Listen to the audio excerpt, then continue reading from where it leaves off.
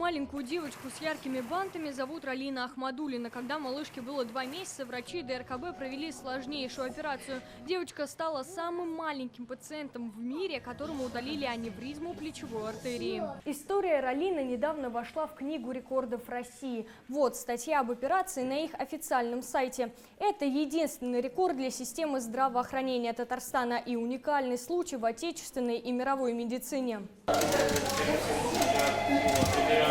Ралина – единственный долгожданный ребенок в семье Ахмадуллиных. Сейчас ей 5 лет. Спустя месяц после рождения дочки родители заметили шишку на ее локтевом суставе. Левая рука плохо двигалась, не прощупывался пульс.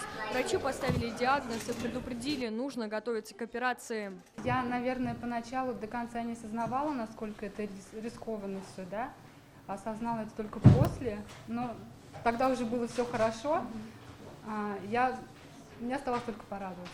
О том, насколько это было сложно, семья узнала недавно. Тогда, 5 лет назад, девочки миллиметр за миллиметром сшивали сосуды. О том, что это была первая подобная операция в Татарстане, Лилия тоже не знала. Доверилась лечащему врачу Дмитрию Осипову. Мы не просто так взялись за такую операцию. То есть лично я проходил 3-месячную стажировку в Москве на кафедре микрохирургии. Вот этот опыт, вот эти знания, они, в общем-то, мне помогли выполнить эту операцию.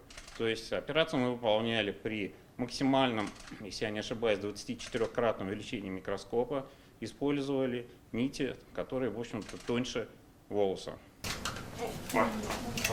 Спустя 5 лет Дмитрий Осипов с таким же трепетом относится к своей особенной пациентке. С рожденной аневризмой у ребенка он столкнулся впервые. В мировой медицинской литературе описано 14 таких случаев. Страха не было, рассказывает врач. Важно было спасти руку девочки. Она была менее подвижна уже, эта рука.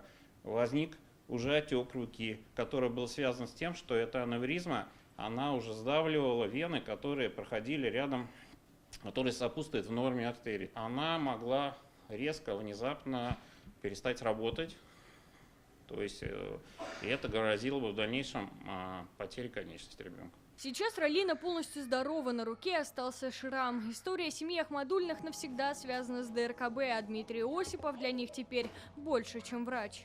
Я не боюсь врачей, но мне кажется, что все равно у меня друг настоящий. Алена Струминская, Роман Финин, ТНВ, Казань.